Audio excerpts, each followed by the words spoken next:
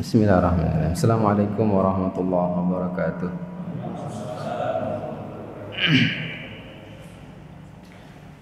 Innal hamdalillah nahmaduhu wa nasta'inuhu wa nastaghfiruh wa na'udzu billahi min shururi anfusina wa min sayyiati a'malina. Man yahdihillahu fala mudilla lahu wa man yudlil fala hadiyalah. Asyhadu an la ilaha illallah wahdahu la syarika lah wa asyhadu anna Muhammadan 'abduhu wa rasuluh. Qala ta'ala ya ayyuhalladzina amanu taqullaha haqqa tuqatih wa la tamutunna illa wa antum muslimun. Ya ayyuhan nasu taqu rabbakumul ladzi khalaqakum min nafsin wahidah wa khalaqa minha zawjaha wa batha minhuma rijalan katsiran wa nisaa'a wattaqullaha alladzi tasaaluna bihi wal arham innallaha kana 'alaikum raqiba. Ya ayyuhalladzina amanu taqullaha wa qulu qawlan sadida yuslih lakum a'malakum wa yaghfir lakum dhunubakum wa may yuti'illaha wa rasulahu faqad faza fawzan 'azima. Amma ba'd, fa inna asdaqal hadits kitabullah wa khairul huda huda Muhammadin sallallahu alaihi wa ala alihi wasallam wa syarrul umuri muhdatsatuha wa kullu muhdatsatin bid'ah wa kullu bid'atin dhalalah wa kullu dhalalatin finnar. Allahumma sholli ala Muhammadin wa ala alihi wa man tabi'ahum bi ihsanin ila yaumiddin. Alhamdulillah wa fillah jemaah sekalian rahimani wa rahimakumullah. Pada kesempatan malam hari yang berbahagia ini seperti biasa Allah Subhanahu wa taala kembali kumpulkan kita di masjid kita yang kita cintai ini dalam rangka kita setelah kita melaksanakan sholat maghrib berjamaah, kemudian kita lanjutkan kajian rutin kita setiap malam Ahad ya. Malam hari ini kita masih lanjutkan fikih kaitannya dengan pengurusan jenazah, dan insya Allah ini pada bagian akhir, yakni kaitannya dengan setelah penguburan. Di pertemuan yang lalu kita sudah sebutkan tentang al-a'malu allati tanfa'ul mayyit, yaitu amal-amal yang bermanfaat untuk mayit. Maknanya maksudnya adalah amal yang dilakukan oleh orang yang masih hidup untuk orang yang sudah meninggal. Dalam bahasa fikihnya ihda'us tsawab, mengirim pahala kebaikan. Dan kita sudah sebutkan ya, di antara yang paling disepakati yang pertama tentu saja doa. Doa permohonan ampun dan permohonan rahmat dari Allah Subhanahu wa taala. Dan juga perkara-perkara yang boleh seperti amal kebaikan yang sudah kita sebutkan pada pertemuan yang lalu seperti sedekah, dan ini termasuk, bahkan kata para ulama termasuk Imam An-Nawawi mengatakan ijma' bahwasanya sampainya pahala sedekah yang dilakukan oleh orang yang masih hidup bila diniatkan untuk orang yang sudah meninggal. Ini Imam An-Nawawi menukil ijma' tentang ini. Jadi kalau sudah ijma' ya ini berarti perkara yang disepakati oleh para ulama tentang kebolehannya. Dan sudah kita sebutkan tentang hadis tentang ini, kemudian kaitannya juga dengan amal yang lain seperti puasa ya.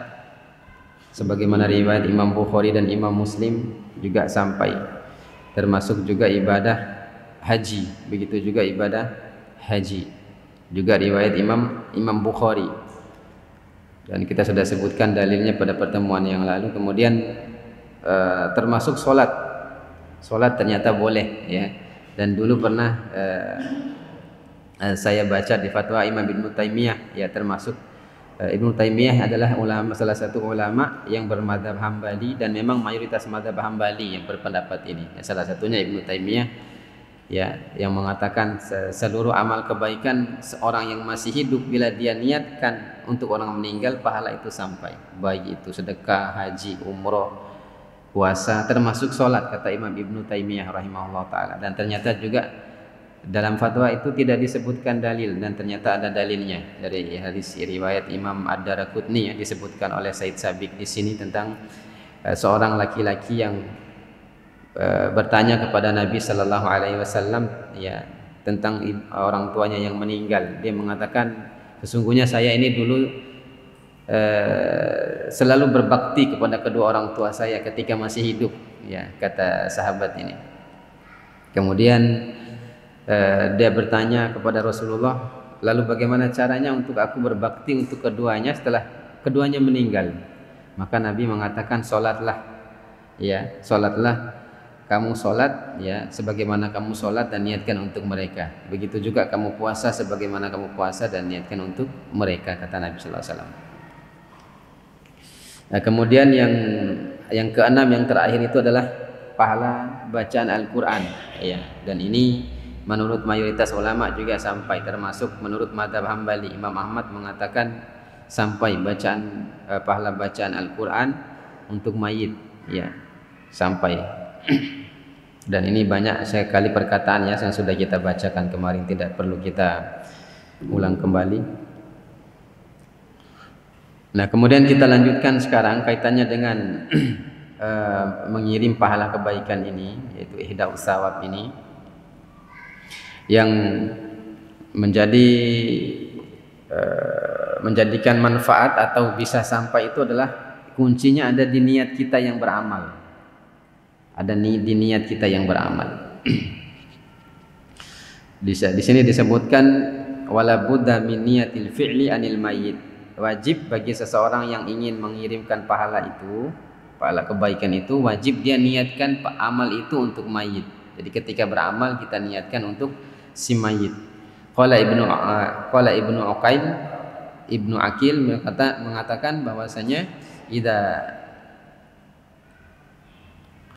fa'ala ta'ati minas salati was siyami wa qiraatil Qur'an, apabila seorang melaksanakan amal kebaikan seperti salat, kemudian puasa, kemudian membaca Al-Qur'an, fa'ahdaha, dan kemudian dia meniatkan untuk menghadiahkan untuk mayit, bi an ja'ala thawabiha lil mayyit muslim, ya, dia niatkan pahala kebaikan untuk seorang mayat dari kaum muslimin. Jadi di sini juga tidak disyaratkan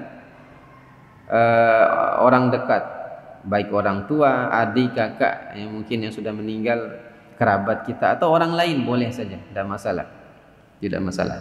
Fa innahu yasilu ilaihi dzalika, maka yang seperti itu akan sampai, ya, akan sampai perkara itu kepada si mayit, pahala itu akan sampai kepada mereka, wa yanfa'uhu, dan memberi manfaat untuk mereka. Bisartin an taqaddama niyatul hadiyah ala ta'ati, dengan syarat di awal amal dia melaksanakan itu, ya, dia melaksanakan amal itu dengan syarat di awalnya dia niatkan untuk menghadiahkan, ya, orang yang dia inginkan tadi, ya. Warajjahu hadza Ibnu Qayyim al-Jauziyah, dan yang merojihkan pendapat ini adalah Al-Imam Ibnu Qayyim al-Jauziyah rahimahullahu taala. Nah, ini diantara caranya, salah satu cara dan syaratnya bisa sampai itu adalah dengan niat, ya, yang menentukannya adalah niat kita yang beramal, niat kita yang beramal. Jadi sejak awal itu harus ada niat untuk si mayit tadi.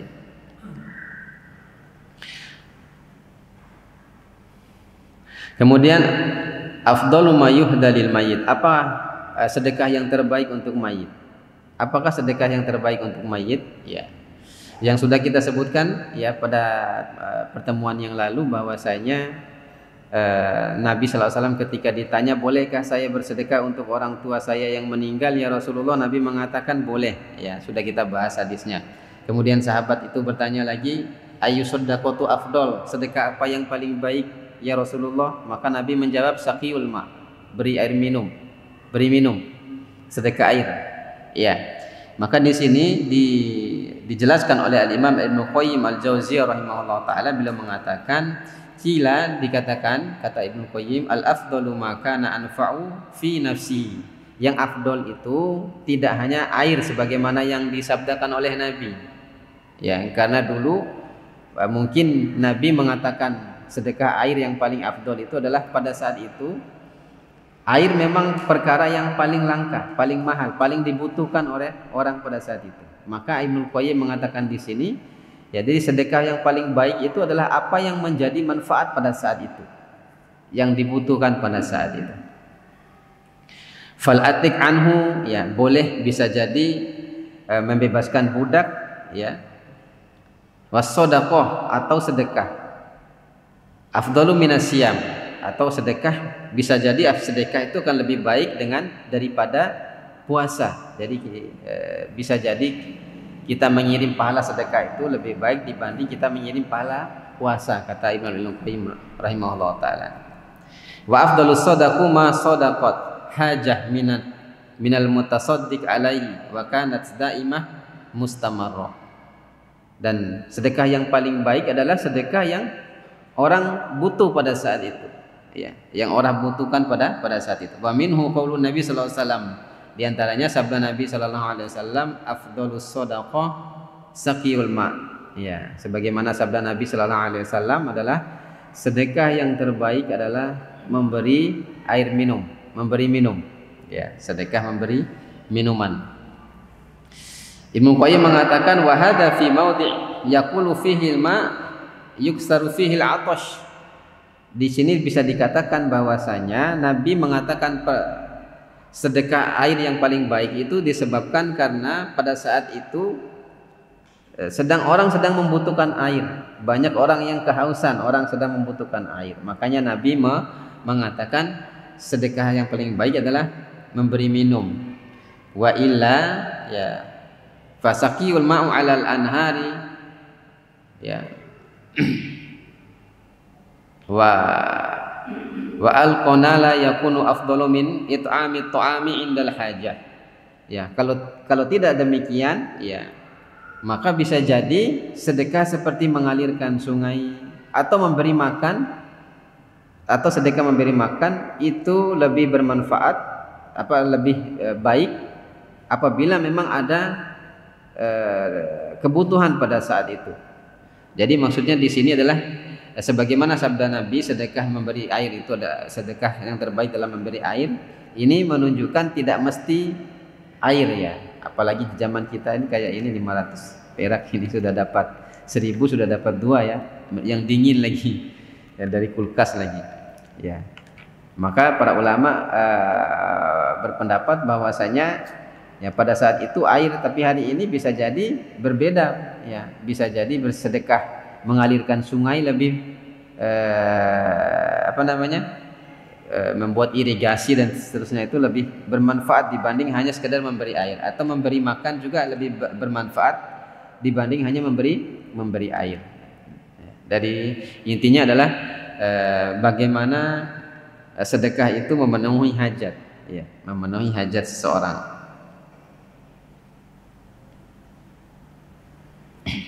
Ini tentang perkara sedekah yang paling baik, ya, sedekah yang paling baik.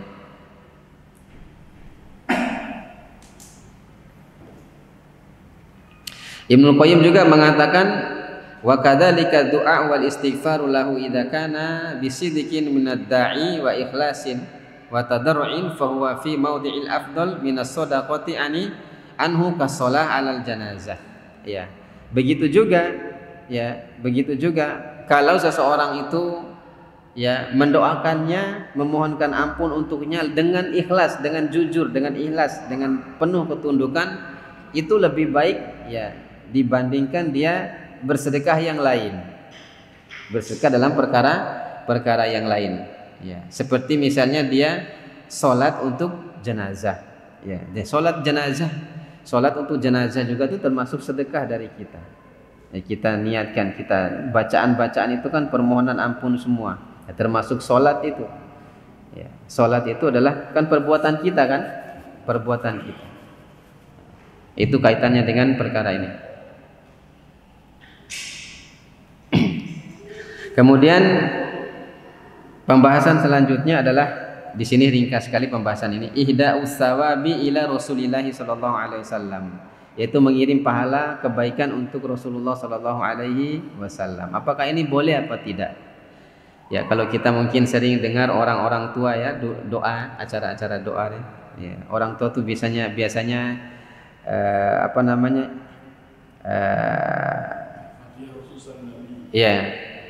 ila hadratin nabi, ila ruhin nabi, ya, ila hadratin nabi, untuk Nabi sallallahu alaihi wasallam, lahumul Fatihah.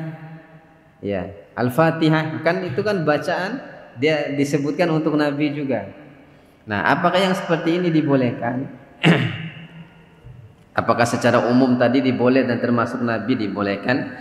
Ya, di Imam Ibnu Qayyim mengatakan, ya, dikatakan oleh beliau minal fuqaha'u al-mutaakhirina man istihbahu. Di antara sebagian ulama yang sekarang, ulama mutaakhirin, kata Imam Ibnu Qayyim al-Jauziyah rahimahullah taala, yakni yang sejaman dengan beliau maksudnya, ada yang istihabbahu, ada yang membolehkan. Ya, ada yang membolehkan dari kirim pahala untuk Nabi termasuk bacaan Al-Quran itu, sebagian ulama ada yang membolehkan, kata Imam Ibnu Qayyim. Ini di zaman beliau ini, ya, di zaman beliau. Wa minhum man lam yastahibbuhu wa ra'ahu bid'ah, dan sebagian lagi mengatakan tidak dianjurkan dan mengatakan bahwasanya perkara itu adalah perkara bid'ah, ya, perkara yang bid'ah. Sebab karena sahabat Nabi Sallallahu Alaihi Wasallam tidak ada riwayat yang melakukan itu semua, kata Imam Ibnu Qayyim al-Jauziyah. Bahwasanya juga alasan yang lain adalah Nabi Sallallahu Alaihi Wasallam adalah orang yang menunjuki seseorang pada amal kebaikan. Ya, Nabi Sallallahu Alaihi Wasallam itu adalah orang yang menunjuki kita seluruh umatnya itu pada amal kebaikan. Bahkan Nabi yang menyampaikan kepada kita petunjuk dan seterusnya tentang amal-amal. Maka Nabi sendiri tetap mendapatkan pahala pada setiap amal yang dilakukan oleh umatnya, ya. Jadi kita ini semua apa yang kita amalkan ini, Nabi juga dapat pahala sallallahu alaihi wasallam. Ya, maka ini perkara yang tidak mungkin, kata Imam Ibnu Qayyim al-Jauziyah, dan beliau menguatkan pendapat yang ini, yaitu bahwasanya tidak perlu, tidak boleh, dan ini perkara bid'ah. Ya, kata beliau bahwasanya mengirimkan pahala untuk Rasulullah Sallallahu Alaihi Wasallam. Ya, belum lagi karena Nabi Sallallahu Alaihi Wasallam kan sudah dijamin surga oleh Allah. Ya, sudah dijamin surga oleh Allah Subhanahu Wa Taala. Ya, maka ini tidak perlu dilakukan. Ya, tidak perlu dilakukan. Maka kalau antum dengar ada cara-cara doa, ya, itu guru doa, ya, Ustaz biasanya, ya, benar Ustaz, ila hadratin Nabi itu Ustaz, ya. Lahul Fatihah, itu kalau kita dengar baik-baik ucapannya itu seperti itu. Itu dia kirim pahala untuk bacaan untuk Nabi itu, bacaan Al-Fatihah untuk Nabi Sallallahu Alaihi Wasallam. Maka dari Imam Ibnu Qayyim tadi mengatakan dua pendapat. Di zaman Imam Ibnu Qayyim itu ada yang membolehkan, ada yang memakruhkan, mengatakan bid'ah, ya. Tidak boleh seperti itu, ya. Karena memang Nabi sendiri yang sudah menunjukkan kepada kita kebaikan sebagai Rasul, sebagai Nabi, dan Nabi sendiri sudah dijamin surga oleh Allah Subhanahu wa Ta'ala. Kemudian pembahasan selanjutnya sebelum kita masuk ke pembahasan Su'alul Kubur, tentang auladul muslimin wa auladul musyrikin, anak-anak seorang muslim dan orang musyrik atau orang kafir. Ya, sudah kita singgung sebelumnya, ya. Sudah ana singgung sebelumnya bahwasanya anak-anak dari golongan kaum muslimin ini, ya, yang meninggal sebelum datangnya balik, belum masa balik, maka dia dalam surga. Ya, masuk ke dalam surga. Kemudian orang tua yang meninggal anaknya 3 orang pada masa balik semua, belum balik semua, juga mendapatkan syafaat dari anak-anaknya tadi. Ya, para ulama mengatakan kalau si anaknya meninggal itu masuk surga, berarti juga orang tuanya berhak mendapat syafaat, kata para ulama. Ini sudah kita sebutkan kemarin. Nah, kemudian tentang anak-anak orang musyrik, ya, juga kita sudah singgung kemarin. Anak-anaknya orang musyrik atau orang kafir di dunia, mereka dihukumi kafir, musyrik, sama seperti orang tuanya. Makanya tidak dikuburkan di kuburan kaum muslimin. Ya, kalau ada anak-anak kecil musyrik, ya, di luar Islam, atau orang kafir di luar Islam, memang di dunia mereka ini tetap dihukumi kafir. Tapi di akhirat hilaf ulama kaum muslimin. Sebagian dan mayoritas mengatakan hukumnya sama seperti anak-anak muslim tadi, masuk surga juga mereka. Ya, masuk surga juga mereka. Tapi sebagian lagi mengatakan tidak dipastikan surga. Ya, tidak dipastikan surga sebab dalam hadis Nabi Shallallahu Alaihi Wasallam, Aisyah pernah meninggal anak kecil meninggal. Kemudian Aisyah mengatakan, sungguh Sungguh kata Aisyah, sungguh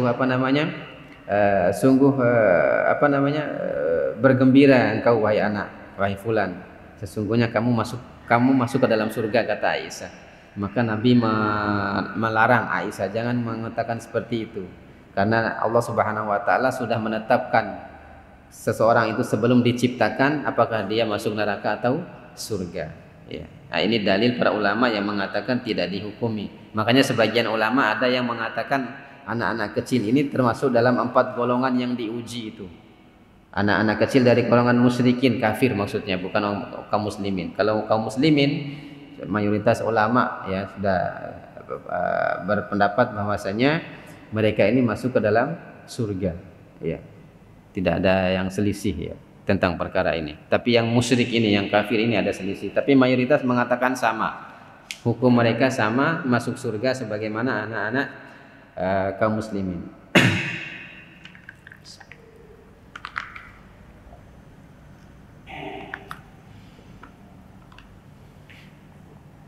Kemudian yang selanjutnya adalah su'alul kubur. Ini ketika di dalam kubur, pertanyaan di dalam kubur, ya. Pertanyaan di dalam kubur. Disebutkan bahwasanya ittafaqu ahlus sunnati wal jamaah ala anna kulla insanin yus'alu ba'da mautihi. Seluruh ulama sepakat bahwasanya semua orang yang mati ini akan ditanya nanti. Kita semua yang mati ini akan ditanya nanti. Yang muslim kah, yang kafir kah, semua ditanya. Semua akan ditanya, akan diadili oleh Allah Subhanahu wa taala setelah meninggal. Kubiru amlam yukbar. Baik orang yang mati ini dikubur atau tidak dikubur, sama saja. Tetap ditanya oleh Allah. Falau akalathul as-siba au ahriqa hatta sara rimadan wa nufisa fi al-hawa au ghiraqa fil bahri la su'ila anil a'malihi. Bahkan sekalipun dia meninggal, seseorang meninggal itu dimakan oleh binatang buas ya, atau mati karena dibakar sampai jadi debu ya, terbakar karena sampai jadi debu ya, dan debunya itu, abunya itu diterbangkan ke udara, kemudian dibawa oleh air dan seterusnya, maka tetap ditanya atas amal-amal yang dia lakukan. Ya, maka tetap ditanya atas amal-amal yang dia lakukan. Dan dia akan ditimbang. Ya, dia akan ditimbang dan dihitung atas amalnya bil khairi khairan wa bisyarrin syarron. Kalau amalnya baik akan dicatat dengan sebagai sebuah kebaikan, kalau amalnya buruk akan dicatat sebagai sebuah keburukan. Wa anna na'im awil adabi ala nafsi wal badani ma'an. Ya, termasuk di sini disebutkan bahwasanya nanti ketika dikubur itu siksaan atau nikmat yang dirasakan oleh penghuni kubur itu akan dirasakan oleh jasad sekaligus ruhnya. Ya, boleh kita hidup ini. Jadi jasad dan ruh itu bisa merasakan. Kalau dia dapat nikmat, kenikmatan itu dirasakan oleh kedua-duanya, baik jasad maupun ruhnya. Kalau mendapat adab, dirasakan juga oleh kedua-duanya, baik ruh maupun jasadnya. Jadi seperti itu.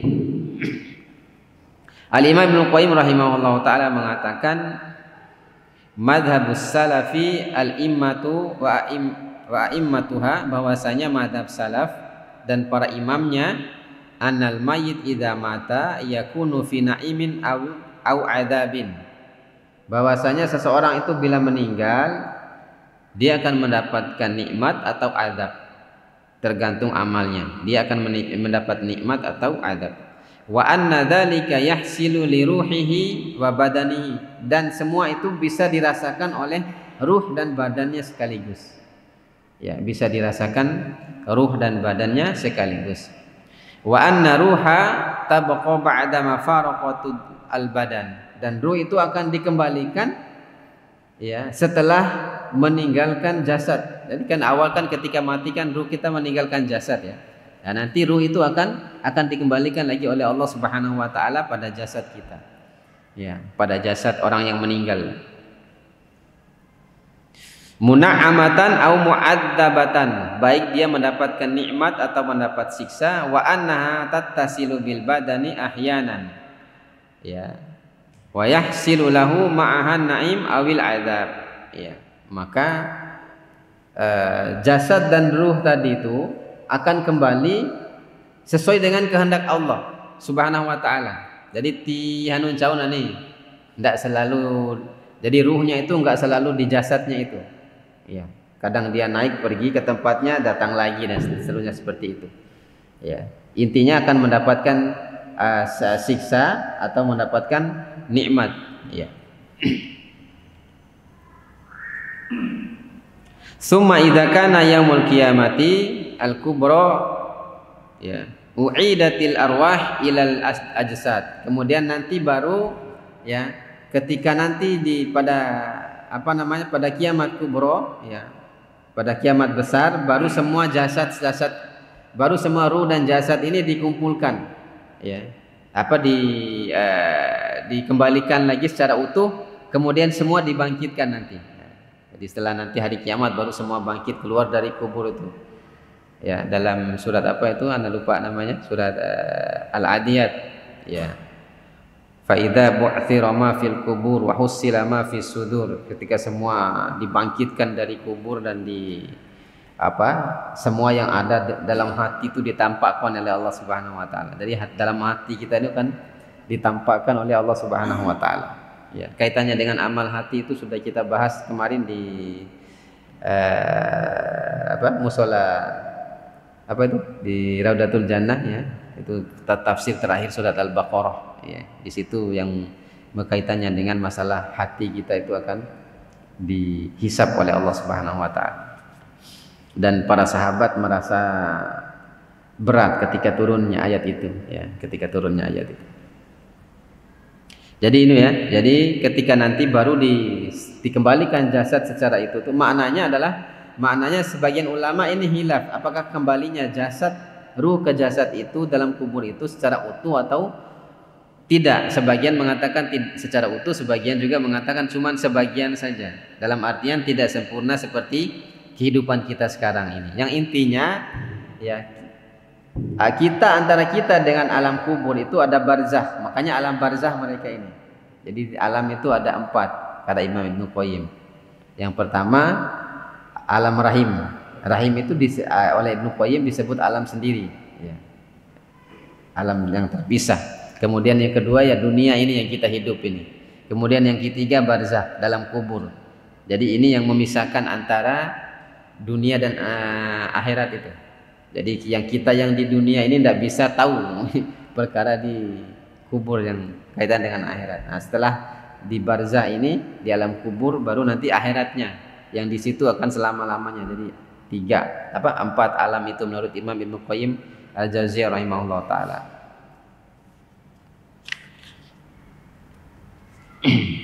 Jadi ini diantara, ya. Jadi ini diantara yang intinya adalah kaitannya dengan bahwasanya azab kubur itu pasti ada dan nikmat kubur itu ada. Wajib kita mengimaninya, ya, wajib kita mengimaninya. Dan orang yang keluar dari mengimani ini, kata Imam Ahmad bin Hanbal rahimahullah taala, adalah termasuk orang yang sesat. Ya, pemikiran dan pemahaman yang sesat. Ketika seseorang itu dikatakan sesat itu ketika seseorang itu mengingkari nikmat atau azab kubur, ya. Nah, bagi seorang muslim, seorang mukmin dengan akidah yang benar adalah nikmat dan azab kubur itu ada, dan itu sebagaimana bagian daripada keimanan kita. Jadi tidak boleh diingkari, kata Imam Ahmad rahimahullah taala. Al-Imam Al-Hafidz dalam Al-Fath, ya, yaitu Fathul Bari, beliau mengatakan wa dhahaba Ibnu Hazm wa Ibnu Hubairah. Menurut Ibnu Hazm dan Ibnu Hubairah, ila anna su'alu yaqa'u ala ruh faqat. Ini kata Imam Al-Hafidz Ibnu Hajar, beliau mengutip pendapat Imam Ibnu Hazm dan Imam Ibnu Hubairah, bahwasanya yang ditanya itu hanya ruh saja. Yang ditanya nanti di kubur itu ruh saja, bukan ruh dengan badan, ya. Min gori audin ilal jasadi, tanpa dikembalikan ke jasad ruh itu. Jadi ruhnya saja. Jadi jasad itu di kubur itu sudah, sudah selesai. Yang ditanya itu ruhnya, kata Al-Hafidh menukil pendapat dua ulama tadi. Ya. Ya. Wa khalifuhumul jumhur, akan tetapi jumhur ulama berbeda dengan pendapat ini. Mayoritas ulama berbeda pendapat. Faqalu, mereka mengatakan tu'adur ruh ilal jasad au ba'dahu kama tsabata fil hadis.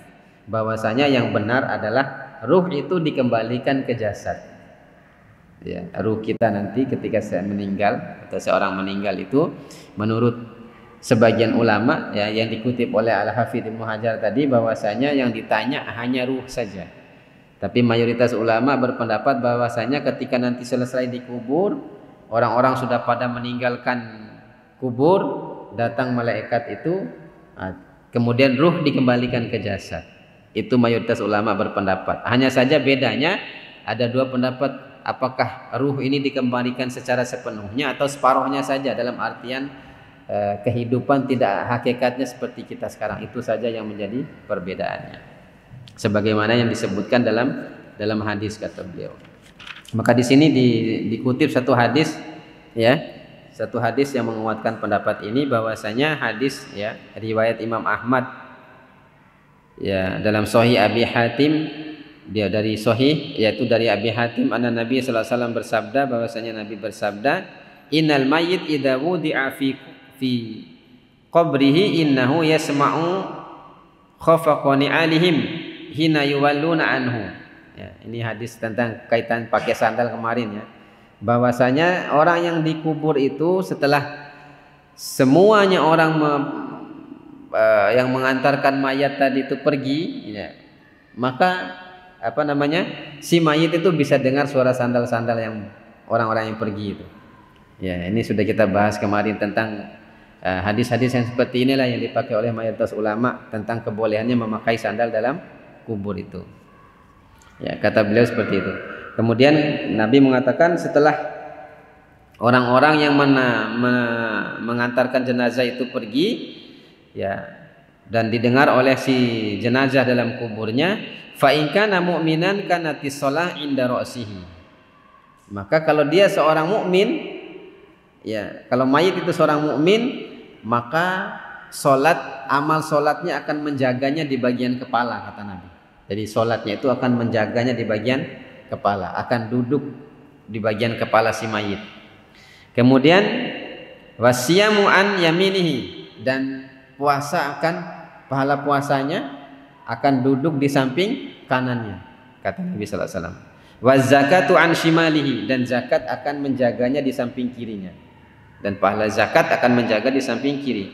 Wa kana fi'lul khairat minas shadaqah wasilah wal ma'ruf wal ihsanu 'inda rijlaihi, dan begitu juga amal seperti sedekah, menyambung silaturahim, ya, perbuatan-perbuatan baik, ya, seluruhnya, ya, selain yang disebutkan tadi, ya, perbuatan-perbuatan baik seluruhnya selain dari yang disebutkan tadi, maka akan duduk di bagian kakinya. Jadi amal-amal tadi. Jadi tadi itu seorang mukmin itu akan dikelilingi oleh amalnya ketika dalam kubur, ya. Kita mohon kepada Allah Subhanahu wa taala, mudah-mudahan kita termasuk, ya, sebagaimana yang disabdakan oleh Nabi sallallahu alaihi wasallam ini. Kemudian Nabi bersabda, fayu'ti min qibali ra'si, maka datanglah malaikat di bagian kepala. Ya, datang malaikat di bagian kepalanya, fataqulu shalah ma qibali madkhalun. Kata salat, kamu enggak bisa masuk di sini, enggak ada pintu masuk di sini. Diloso ditake, kata salat, enggak bisa. Kemudian malaikat tadi datang ke sisi kanan, ditolak lagi oleh amal puasanya. Enggak ada tempat masuk di sini, kata pahala puasa. Datang ke kiri, dijawab lagi oleh zakatnya tadi, tidak ada tempat masuk di sini. Kemudian di kaki dan seterusnya dibilang lagi, tidak ada tempat masuk di sini. Akhirnya dari jauh malaikat mengatakan, duduklah, ya. Maka baru duduk si mayit ini. Jadi si mayit ini duduk. Kemudian diadili, ditanya Nabi, kamu bagaimana menurut kamu orang ini? Maksudnya Rasulullah sallallahu alaihi wasallam. Maka kalau jasad seorang mukmin, dia akan menjawab dengan sebaik-baiknya. Ya, tapi kalau jasad itu jasad orang kafir, maka dia akan tidak tahu menjawab. Saya hanya pernah dengar katanya. Tapi saya tidak tahu. Saya hanya dengar saja, saya tidak tahu dan seterusnya. Jawabannya seperti itu. Ya, terserah pada saat itulah kalau dia termasuk mukmin dia akan mendapat nikmat dan nikmat itu akan tidak dirasakan oleh ruh sekaligus jasad sebagaimana yang disebutkan kemarin.